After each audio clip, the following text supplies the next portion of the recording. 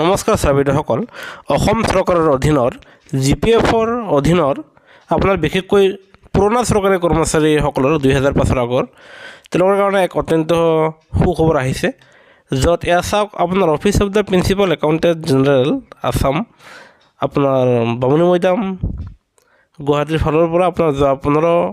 ফেব্ৰুৱাৰী 2024 তাৰিখ শেহতীয়া জাননী প্ৰকাশ পাইছে আৰু য'ত লিখা আছে আপোনাৰ যে এতিয়াৰ পৰা সেই পুৰণি কৰ্মচাৰীসকলে জিপিএফৰ অধীনত তেওঁলোকে মোবাইলতে নিজৰ মোবাইলেৰে তেওঁলোকৰ মোবাইল এপ্লিকেশ্যনৰ জৰিয়তে যেনেকুৱা ধৰক ফেচবুক হোৱাটছআপ তেনেকুৱা এটা জিপিএফৰ এপ্লিকেশ্যনৰ জৰিয়তে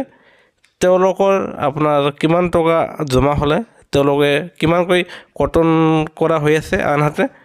তেওঁলোকে কিমানকৈ লাভ কৰিব সেয়া তেওঁলোকে চাব পাৰিব সেয়েহে এয়া চাওক অসমত 1,78,598জন জিপিএফৰ অধীনত চৰকাৰী কৰ্মচাৰী আছে আৰু সেইবিলাকৰ ভিতৰত মাত্ৰ 26,513জনৰ মোবাইল নম্বৰ শেহতীয়াকৈ জিপিএফ পৰ্টেলত আপডেট হৈছে সেয়েহে বিভাগে অতি শীঘ্ৰে বাকী জিপিএফৰ অধীনত চৰকাৰী কৰ্মচাৰীসকলৰ নাম তেওঁলোকৰ GPF account number mobile number email ID আপোনাৰ বিভাগীয় পৰ্টেলত আপডেট কৰিব কৈছে যাতে তেওঁলোকে নিজৰ মোবাইলতে সেই এপ্লিকেশ্যনখিনি ডাউনলোড কৰি তেওঁলোকৰ